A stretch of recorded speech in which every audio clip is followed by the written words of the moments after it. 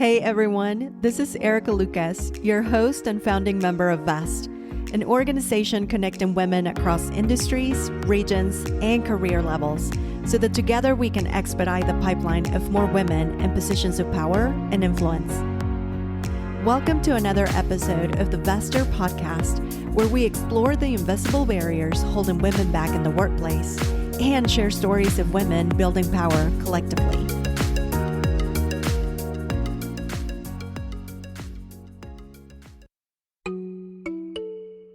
What's your biggest pet peeve? Women, and it is mostly women, not being paid what we should be paid in the nonprofit sector. I also think nonprofits and people who support them should also look at inclusion and diversity across their entire organization, not just their board. If you're hosting events where the main ticket is $450 or above, are you really being inclusive to people?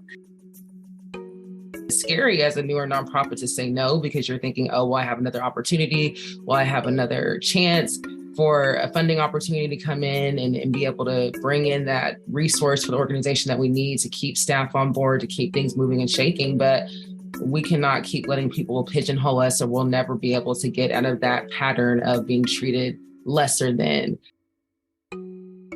In this episode, VEST member Shannon Cooper, Director of Philanthropic Services at BWF, Carol Herrick, Executive Director at the Oklahoma City Dodgers Foundation, as well as Vanessa Morrison, CEO at Open Design Collective, and Anna Gross, Policy Director at the National Indian Health Board, share learnings and advocate for better ways to advance nonprofit missions while also supporting leaders in the space.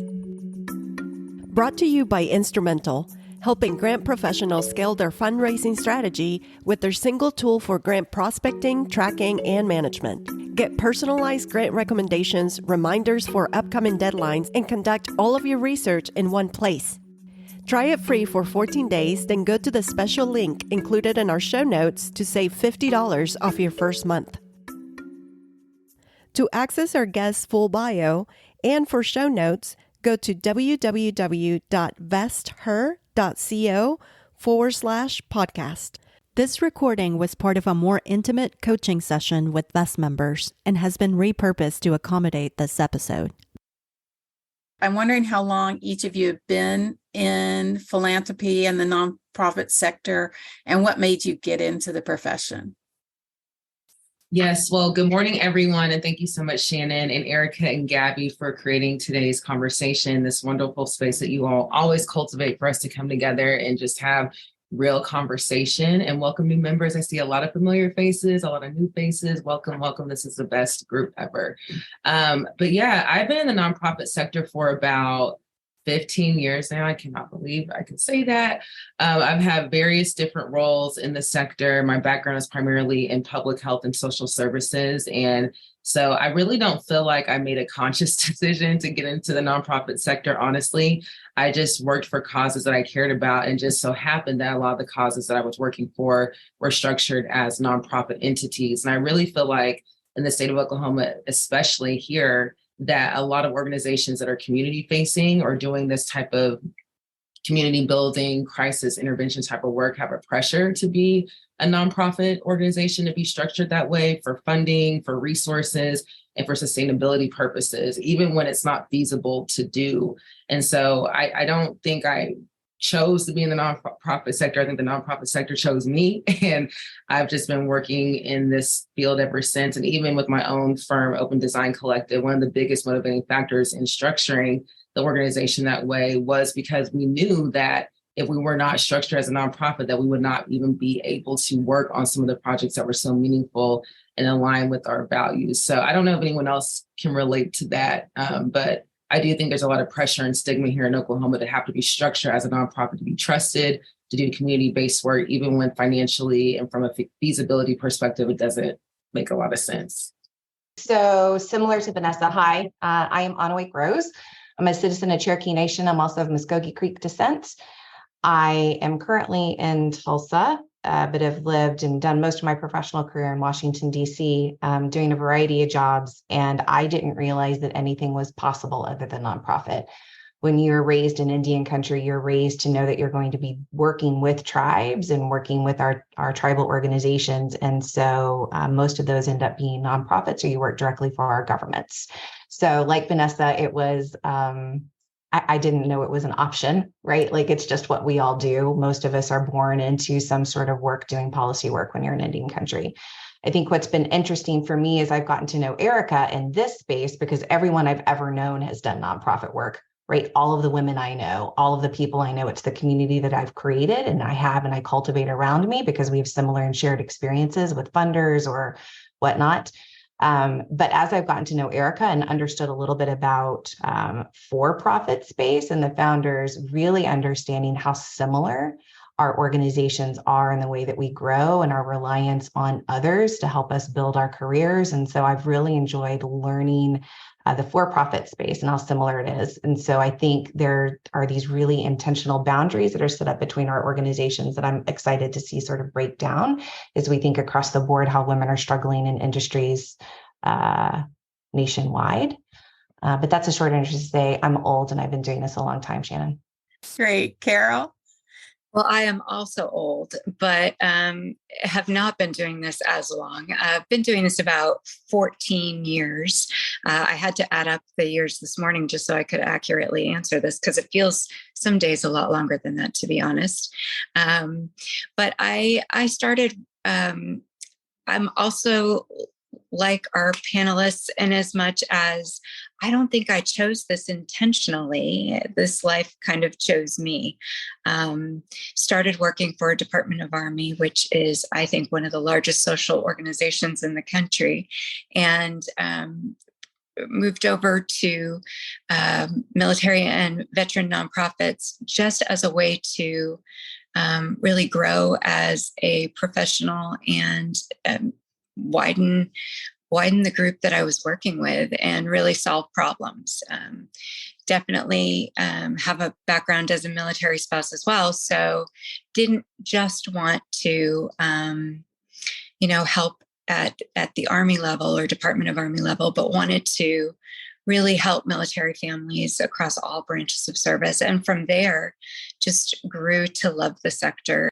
What is it that really motivates you to be in the sector? What do you love the most? And what's your biggest pet peeve? And it has to be your biggest one, not the whole list. So what motivates me the most is knowing that, and actually it's a requirement, if I can't answer this question, then I really rethink what I'm doing. I work a lot. I work a lot of hours. I'm going to be working over the holidays just because of the nature of the work that I do. But if I cannot say at the end of the day that what I'm doing makes my nieces and my daughters and my community members' lives better, then I'm not going to do it. And I do know, and I can answer that wholeheartedly, that every single thing that I do every day, everything that I do is making an impact on my family and my 7 generations down. I'm not sure I could say that in for-profit, right? Maybe there's some, but right. Like I know that that's what I'm doing. Biggest pet peeve. So many right now. Okay. So I'm really struggling with them, but I will say right now, my biggest pet peeve are women, and it is mostly women, not being paid what we should be paid in the nonprofit sector. And that happens for a variety of reasons, but our talent is undervalued for what we do extraordinarily. It's sickening when you go in and you start looking at 990s and you look at, the comparisons. People of color are paid dramatically less as well. I think that goes back to issue, right? It goes back to issues of founders. It goes back to too many nonprofits. It goes back to this belief that working nonprofit means that we're charity and we're going to do it because we want our 7 generations to be better. But right now, that's my current big pet peeve is the lack of pay and the belief that we need to be doing this work for free. I feel that. Vanessa? I would say in this space I'm in, so with Open Design Collective, I think Erica mentioned in the introduction that we support the social and spatial needs of Black and marginalized communities. And working in the public health sector for so many years and seeing so many individuals struggle with adversity in our state, from homelessness, substance abuse, mental health, et cetera, you name it, it just became really exhausting to me to feel like I was reacting to a lot of these crises and not being more on the prevention side. And so I love how in this work of building, designing, and developing the physical spaces, the backdrop, and where all these experiences are happening and are influencing everyday people's quality of life, it feels so fulfilling to me to be in this role, because I feel like I'm helping be preventative and not just constantly reacting to system issues and gaps and crises that we absolutely need real-time reaction to, and we need crisis services, but we also need people who are working to build better communities so people don't have to struggle as much as they are in present day. And so I love being in this work, and it's been very fulfilling for me in those ways. And I have to agree, with Anna Wake on the pay. I think that is a huge inequity in the nonprofit sector. Especially for women of color. I cannot tell you how many roles and positions I've worked in, and I was underpaid, overworked, undervalued, disrespected, et cetera, and expected to show up in the workplace every single day and perform at an unnatural level and scale. As a matter of fact, I was reading an article a few weeks ago about how people of color, women of color, are fleeing the workplace environment in the nonprofit sector and are starting their own businesses because of the inequities and injustices that they're experiencing in these environments. And that's a big reason why I started Open Design Collective, and I've started different organizations, because I was so tired of being treated less than in a lot of these environments where we're supposed to be supporting justice in our community, but there's so many injustices in our very institution. So totally echo and amplify Anna Wake's comments on the inequities as it relates to pay, as it relates to how we treat each other, how it relates to how we value different expertise and perspectives and diversity in the workplace. And I think that is a huge issue in the nonprofit sector. There's a lot of folks working to change that and change that landscape, but we still have a lot of work to do. I'd like to dig into some of what y'all have said further. Anna Wake, let's start with you. Especially during this holiday season, you know, a lot of criticism around philanthropy is around the perceived and real power dynamics between the charity and the receiver. And I'm wondering what your experience with that is and how you see that. So I've actually talked about this question with a number of folks that I know in the field, because it's really bothered me, right? My immediate gut reaction is what probably all of us are, right? Like that immediate gut reaction. But at the end of the day, it's the funders' money, and they can kind of decide where they want to spend it. But I'm in Indian country and we tell stories. So y'all bear with me for a story. One of the organizations I worked with in the past was the National Indian Education Association, and a DC-based organization that, worked across the US. And one of our large funders was the Gates Foundation. And Gates does a number of things. But at the time, they were going through a strategic plan. And if you're in the nonprofit space, that's the worst thing you want to hear from a funder, that they're going through a strategic plan, because God only knows what they're going to come out with at the end of the day, right? You have been funded from them for like 10 years, and now all of a sudden they are going through a strategic plan, and they've decided they don't want to work on equity anymore. They want to plant trees, and you're like, holy hell, there goes the $1 million I have. There's no notification, no anything. Well, the Gates Foundation decided that they were going to focus on Black people, and they were going to focus on brown people. And this was the way I was told about it.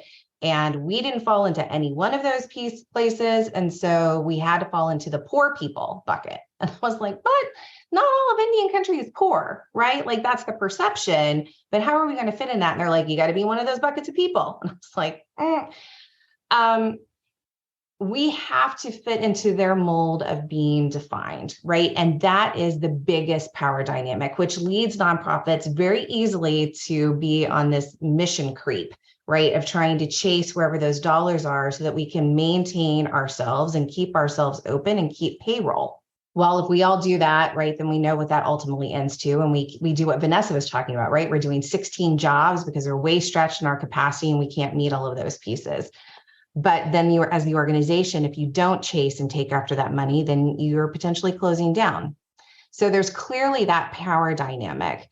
But that then I think we can blame the funders all day long for the strategic plan and not including lived experience, right, within as they're thinking about what their new strategic plan is, not being reactive to the moment. You know, when Trump took over, all of the nonprofit or all the big foundations went, what are we going to do? You know, and they started regrouping and refocusing to try to address all the stuff that Trump was closing down. So foundations being focused on the long term, being focused on building the capacity of the organizations, being focused on infrastructure, right? Not these short term, which Oklahoma funders are so about. We only want to give 1 year. We don't want to think about long term. We don't want to build capacity, right? Like we want you to continue to do what we want you to do all the time. And you're going to come back and ask us and beg us for money every year.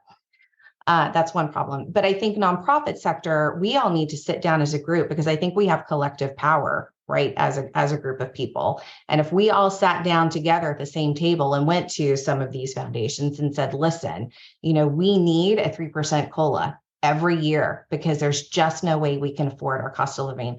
We understand that you think that this is trendy and we're going to work collectively as a group to address this instead of you starting a new nonprofit, right, to address this one piece and draining all of our funding. But we have, because of our scarcity mindset, we're all terrified to sit at the table and work together because somebody might get that grant instead of us. So we have to honestly think bolder and think bigger than the foundations are. We need to be planning as we're doing our strategic plans. Who are we bringing at the table that's doing this work? We need to be driving that discord instead of, right, foundations. But that's really scary to think about. So, and then we have to get our boards behind it as well. Vanessa, I'd like for you to dig a little deeper into that. So if we go beyond the funders, let's talk about some of the things that you touched about around just the institutional structure of the nonprofits themselves, and what kind of role do they play when it comes to things like inclusive work environment and, you know, creating competition in the ecosystem itself between each other for funding, duplicating efforts, those kinds of challenges within nonprofits. Yes, I feel like in a way took the words out of my mouth. I cannot agree with you even further on all of your comments about nonprofits ourselves being more collaborative, thinking more broadly and strategically about a collective ask versus just the scarcity and competition. I do believe that philanthropy plays a role in creating those conditions. And we can't blame it all on the funders, but there is a landscape that we're all working and living and coexisting in that kind of forces us sometimes, I think, to treat each other that way, but we have to resist that. We have to think beyond that and think more collectively. Just in my experience, I feel like there is a lot of competition, a lot of scarcity, a lot of insecurity, people feeling threatened by other people's missions, even when the missions are not the same or doing the same services. I've seen a lot of people get kind of ugly and feel like they have to be super competitive with each other versus thinking about more broadly, how do we thrive individually as our organizations, but also collectively, how do we be more strategic, to Anna-Wick's point, on asking funders for a more collective ask and a strategic ask that can really help holistically support the communities that we're all working to build up and strengthen and help be successful. You know, we all play a role. We all bring a unique skill set and a unique perspective that's needed. We are in Oklahoma, I know I'm preaching to the choir, but we consistently rank at the top 3 or 6 in every adversity in the country. There is so much need here. And there's not enough people, there's not enough capacity to fit the needs. So we are all needed in this ecosystem of change. We all bring in a great value and expertise and a skill set. And instead of competing with one another or feeling threatened by one another, how do we come together and be more collaborative and do more coalition building so we can approach funders and do more strategic asks versus just one siloed ask when we can do these services in this program for so many years, but guess what? We need 10 other partners involved and engaged, and we're not only going to be able to go so far because we only thought about our own individual mission. So yes, I think the collective collaboration is still a struggle. I see funders really moving in a direction of encouraging people to be more collaborative, but I still see a lot of issues and challenges internally amongst nonprofits and being able to do that and not feel threatened or feel like someone's taking from them if they work with someone else. Can I add to that real quick, Shannon? Because Vanessa's exactly right. You know, that some of the larger foundations are asking us to do that, but they're not compensating us to do it, right? They're saying, here, take $100,000, do this big program that we've asked you to do. And also, I want you to work with 6 other nonprofits at the table. And that's going to take you probably 10 hours a week to be able to do that. But I want you to do that on your own, right? That should come out of the less than 10% indirect cost rate that I'm going to be providing you and not compensating you for it. So, I mean, it's all about paying us for the work that you're wanting us to do. And essentially, right, asking us to sit at the table and collaborate from a founder's perspective is asking us to do their work for them, right? Because they really want to know from us. And so we're essentially, in that respect, when the founders are asking us to do it, we become a think tank for them, right? About what to do next, what happens on the next grant, what happens on the next cycle. I feel a way about that. Absolutely. I think you're right. And I'm fascinated, Carol, with your background in the military, which is notorious for having challenges working together, as well as now in a competitive sports environment, right? And so I'm wondering if you could share some of your kind of lessons learned in bringing people together and where you see, you know, people making progress in working together to create systematic change. I agree with what the panelists have said so far. It's been my observation that a lot of nonprofits are competitive and do have that scarcity mindset because they're all struggling for funding and resources. But what I would like to highlight is some of the successes I have seen where we have built some coalitions to really tackle problems together. And one of the ones that I learned very early in my career with nonprofits was one here in Lawton Fort Sill, where we started a soldier family coalition of all agencies that were working together, from the Army side to the nonprofit sector.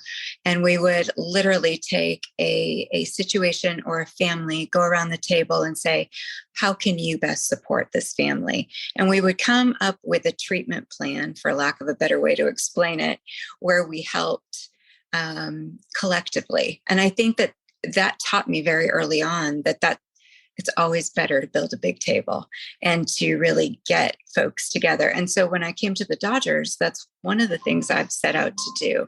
I think we're all really good at building relationships with funders or with our board or our volunteer corps or whatever resources we're working with. But I don't know that we've always invested in relationships with other nonprofits that maybe work in the same space or work in different spaces. And so it's been really fun for me to build that kind of network at the Dodgers and think through who do I want to work with? How do we want to tackle this problem that we're seeing in our community together? And so that's been really fun. And I recommend it. It's my favorite thing to do of my day-to-day. And so I think that is the road ahead. I'd like to shift a little bit to future focused. One of the exciting things I'm seeing is that we're beginning to see an industry shift when it comes to the labor source availability and sustainability, as people who've traditionally held the leadership positions begin to retire and move out and new people move in. I'm wondering, Anawake, especially in DC, where even Congress is seeing that shift in leadership, if you're seeing this across the nonprofit sector and what your thoughts are related to the challenges and opportunities with that shift. So first, let's start with Congress and the Supreme Court. Like, somehow it's become geriatric daycare up there. And I have no idea like what's going on. It's just a thing. No one should be in office till they die. Like, it's just, we need an age limit, like 87, maybe. I don't know. So that's my aside for that. So yes, right. I mean, and I'll take myself for example of this. I keep I keep a leadership mantra on my thing, and it is, who am I leading? Oh, I'm sorry. Who am I making room for at the table right now? And that's because it's sometime I want to retire.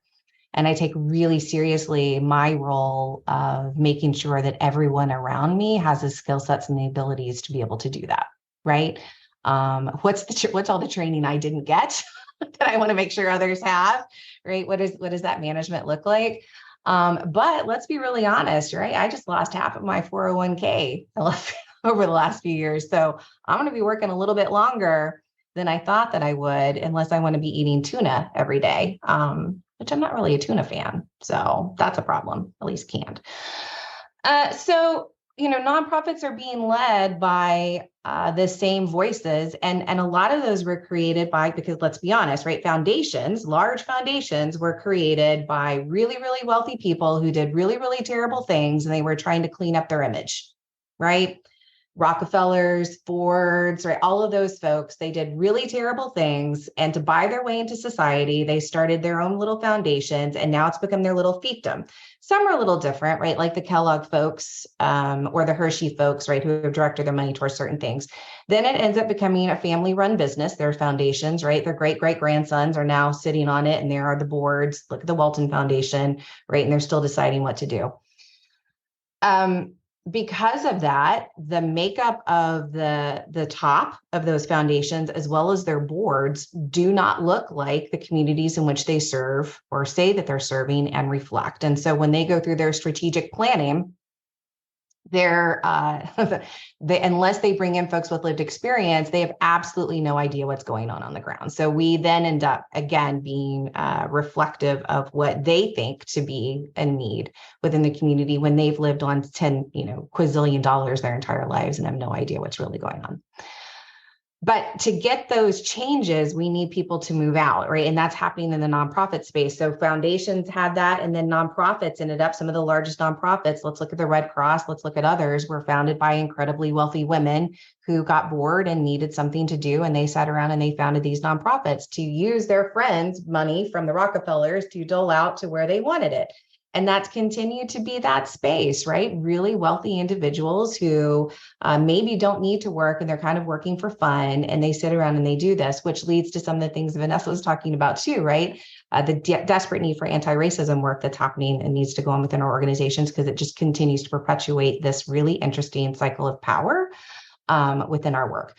So we need to be thinking about what that new generation of leaders looks like within our space. And the folks that should be leading our organization should be the people that are actually being serviced, right? And we're thinking about within the organizations. And I think some are going through that shift, right? As some EDs and CEOs retire, but it's not happening quicker enough, or as quick as we really need it to be.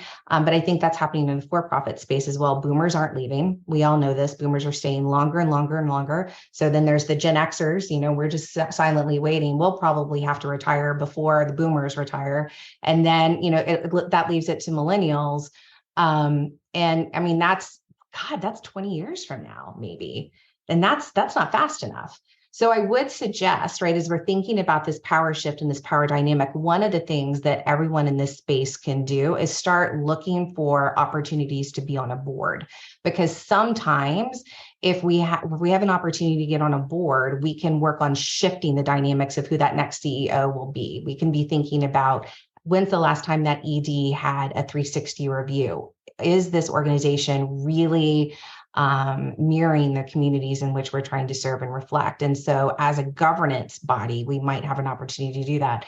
And if you as nonprofit leaders have not sat on a board and been on that other side, I really highly encourage you to do that. It will make you a better leader as you're learning how to govern through another perspective and lens, and it opens up a completely different board. So I think that we're having really clear power dynamics that sit at the top, right, of the big nonprofits, not being reflective of the communities we serve. But there's some generational issues that are happening, and I think prohibiting folks from retiring and cycling through the way that we need to. And the best way I think that we can start working on that change, because we also have to be really clear on nonprofits. I have a staff of 50 where I'm at in my little shop. Unless someone quits, I don't have any more jobs, because that's all the funding I have. So the opportunity to move up is incredibly limited. So we need people to leave so more people can come in. So I think as we need to be thinking about government structures in a little bit different ways to encourage a rotation of talent. Any last thoughts, final thoughts around something you'd like to see changed or what you want to convey as a takeaway for VEST members? Yes, there's so many challenges, as you all can relate to and have heard on this discussion call today. And there could be a whole multiple conversations and hours on end about all of the challenges that are happening in this sector. But I'm really hopeful because I do see a lot of cultural shifts in philanthropy. And even here locally, I'm seeing a lot of foundations reckon with these inequities and this exclusion that has historically been these patterns in the nonprofit sector, and really trying to think broadly about how do we be better partners, not just a funder, but a partner in working with nonprofits to better support communities. And I have actually been a part of this wonderful work that's a part of a group called Generous Together. And we're a collective of practitioners, Black practitioners who are leading nonprofits in the city, working with funders to work through conversations on how funders can be more equitable and inclusive in their funding work and their efforts. And it's been a year of tough conversations, relationship building, and just really learning from each other's different perspectives and creating an environment where we have access to these relationships to have these discussions, which I think has been such a beautiful model that is pushing a lot of change in the community. And so I do not think all funders practice the same way. I know there's multiple here in Oklahoma that are wanting to shift, wanting to do things different. And that brings me a lot of hope. And there's resources emerging to help people figure out and walk through those journeys together. And Generous Together is one of those groups that is being a thought leader in that space. So if anyone is interested in learning on that type of work and what the group has been up to, you can go to, I think it's theloom.com and learn more about that work and how we're really trying to move into this direction of relationship building, access to relationships, and true partnership in funding, and not just a funder receiver dynamic. And Anna Wake has just been preaching on this whole entire call, and I just appreciate everything you've been saying. But I just wanted to share a really brief story about an experience I had with the funder not too long ago, who actually invited me to apply for a grant. And this is for another organization called Cut It Forward that supports the ethnic hair and skincare needs of Black foster and adoptive youth and people who are taking care of those children. And they invited us to apply. And so we knew that wasn't a guarantee, but we were like, okay, we have, maybe a chance here because we were invited to apply. And so, of course, we go through all of these different phases and paperwork and questions and quantifying data. That's really hard to quantify. How do you quantify cultural bonding? I don't know how you do that. We're still figuring it out, but working really hard to prepare for this grant, and it was denied. And so I called up there and I asked them, I was like, hey, we're not new, but this was our first time proposing a grant to you all. Would love to get some feedback. And the woman told me, your application was great. Your proposal was beautiful, but our board is a group of older white men who will never understand what you're doing and what that mission is all about. And to me, it was just really sobering. So I'm like, wow, as a leader who is in the space of doing this cultural work, where I'm at the mercy of people who do not, or who are not connected, who have no proximity to these issues and these challenges that we're working on. And I'm expecting them to invest in what I'm doing. And so I think proximity is so important for funders to understand communities at a deeper level, the challenges, the opportunities, the assets, and really having more of a connection so they can better invest in organizations that are doing great work, even if they don't have a 30-year mission or all of the political connections that a lot of the bigger nonprofits have. Carol, will you give final thoughts, and then Anawake? Yeah, I agree with everything that Vanessa just said, and Anawake, you as well. I mean, I think your point for folks to get on a board is something that every person who feels called to a particular problem should do. I think that not only for nonprofit professionals, but for people in the community as well. I think a lot of times there's a perception that only certain people can serve on boards, and we need to break that barrier too. Everybody has an opportunity to need help and be of help. And so that's the message that I think nonprofits can help spread. Looking at not only people who can make their give or get, but also help lend diversity to decision making and really stretch us in the right ways. I also think nonprofits and people who support them should also look at inclusion and diversity across their entire organization, not just their board. If you're hosting events where the main ticket is $450 or above, are you really being inclusive to people? I mean, you're setting a standard to attend an event that is not attainable for a lot of people. And so I think it's very important to really look at your fundraisers and your programming, as well as your board relations, and really creating a diverse and inclusive platform across the board. So my takeaway is just, really be part of the solution, join boards, as Anoik said, and, get involved in your community, whatever problem that calls to you, and make a difference in a way that's scalable. Shannon, I have taken up way too much airspace, so I'm just going to sit here and be quiet. I've got nothing else. So I'm looking forward to questions. Thanks. Wait. Okay, Elian. At the beginning of the call, you guys mentioned something that is completely frustrating for me, and it has been in the past 3 months, which is the woman underpaid for nonprofit. I mean, I just don't know what we can do. It seems like we need to beg or prove a point or do marketing analysis to compare salaries with the male, in the nonprofit sector. It just is insane, the difference. And so I think that my question is, because this group of powerful women, what is it that we're doing? What can we do to, not make it so difficult to prove a point or to beg for getting equal pay? So we probably all have an answer to this, but I'll dive in.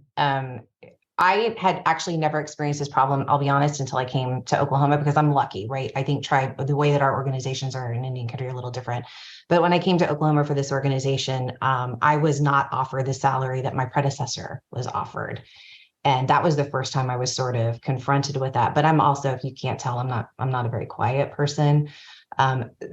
I think it's doing our homework, right, is the first thing we have to do. We've got to dig through those 990s, and we need to know exactly what's being offered. And then we have to do our own homework as well on what the competitive rate is in the state. I mean, we have to be honest about the fact that Oklahoma just pays crap across the board. And then what is based on our, budget, what does that say that we're going to hold?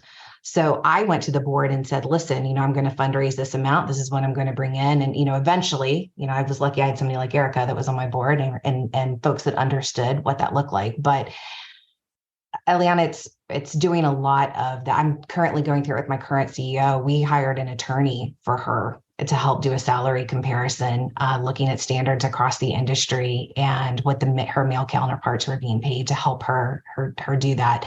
And then you have to be, if we want to, we've got to go to our boards and say, we're out. If you're not going to pay us, we're out. And you have to be comfortable enough to do that. No bonuses, right? Bonuses suck. Like what COLAs suck. I want a standard paycheck that reflects what I need. But we're also not good. Women believe that we go into this in a space of service, and we have to change that mindset.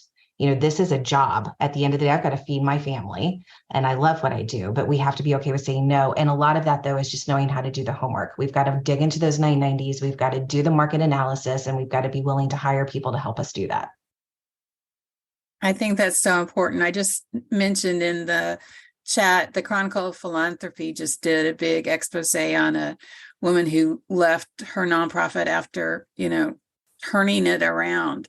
And she was making 70% of what her predecessor had made. And she finally just said, that's it. I'm gone. And Shannon, Kelly Hawkins had a question. I didn't really have a question. I'm just here to absorb. We serve bilingual children in Oklahoma City and Tulsa through clinics. And so the majority of our funding comes from, and how we pay our staff is by what OHCA or Oklahoma Medicaid reimburses. We also know that they don't understand bilingualism. And so we face roadblock after roadblock. We were for a period of time doing autism testing because it's within some of our professional scope of practice. OHCA came back and said, no, we're no longer going to pay you to do that, where we have kids waiting for diagnosis for, on a list for 2 years to get called by the clinic the week before their appointment and say, oh, we don't have anyone that speaks Spanish, so we can't see your child. And so we have kids that are going without diagnosis and delaying care and, getting them the appropriate community and social supports and school supports that they need. And so we're throwing around the idea, do we start our own not-for-profit portion of our company to try to access some funding and some resources available so that we can better support our families, but also, teams in terms of being able to help with student debt assistance a little bit better and, giving them those opportunities to not have to, all of our therapists have master's degrees at least, and so they have considerable student debt. So trying to be able to, make it easier for them, make those dollars stretch as much as possible. So I'm just here to learn and listen and hopefully take in some good information so I can help kind of guide that decision-making process. Vanessa, do you want to pick up on that since you've touched on the problems of having to be a nonprofit to access funding? Yeah, just reflecting on the work of open design, I think how we're trying to buffer some of that is not, again, saying no and not accepting projects that are not going to fully fund the capacity needed to serve in those positions of being a planning lead or design architectural lead on some of the projects we're working on. Another issue I'm seeing too, especially, I think this is an issue across the nation with Black-led organizations like mine that are working within the built environment. A lot of people like to silo us to the engagement, initial work, but don't include us as thought partners in the design, the deliverable, the planning level, the higher level work. I don't even want to say higher level because the engagement is a whole beast that a lot of people don't know how to do. There's a very special and thoughtful and intentional approach you have to have working in the communities that we work with. And so it's definitely just as high and just as important as the deliverable and the design. But I noticed how people will want you to come in, like we're constantly getting invitations from different firms saying, hey, will you come in and be an engagement partner, but not a design partner, not a partner with the whole entire project. And so we have just been saying no. And if we're not going to be respected for our whole role holistically, then it's just not a good fit for us. And it's scary as a newer nonprofit to say no, because you're thinking, oh, well, I have another opportunity. Well, I have another chance for a funding opportunity to come in and be able to bring in that resource for the organization that we need to keep staff on board, to keep things moving and shaking. But we cannot keep letting people pigeonhole us, or we'll never be able to get out of that pattern of being treated lesser than, even though the work that we're doing is so innovative and unprecedented in the state of Oklahoma. My mentor told me, she was like, you, and she's a white woman, and she told me, she's like, you as a Black woman have to stop saying yes, because you saying no helps the next Black woman after you, because you're normalizing Black women being treated with respect and being paid for what they deserve. And so that made me take on that in a complete different way. Like, I have an obligation as a woman of color to normalize people paying us, people treating us as equals. And the more I say yes, and the more I diminish who I am, the more I'm normalizing it for people to treat other women coming up after me the same way. And so we're disrupting all of that. It is scary, it's hard, but we have an abundance mindset and nothing has stopped. Nothing has, projects keep coming locally, nationally, and we're going to keep doing the same and moving in the way that we need to. And I think it was really important for us to learn how to say no and put that boundary up in the beginning versus always saying yes, being disrespected, being mistreated, and not getting what we're worthy of being paid for. Carol, Anawake, Vanessa, I think we're kind of wrapping things up. Again, final last thoughts, takeaways, how to reach out to you all. Yeah, I'll start.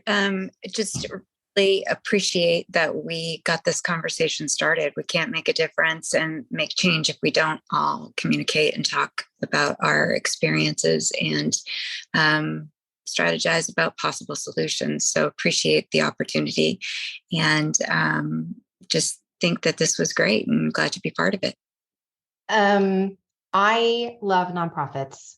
I love the women that I have been able to raise my daughter around in nonprofits. I love the power that I get from every woman that I sit at a table with. I have learned so much from the women, and it's almost all women, right, that I'm lucky to be surrounded by. And there's nothing I would do different than being in a nonprofit space. I feel every day like I'm learning and giving back to the people that I feel a direct obligation to do so.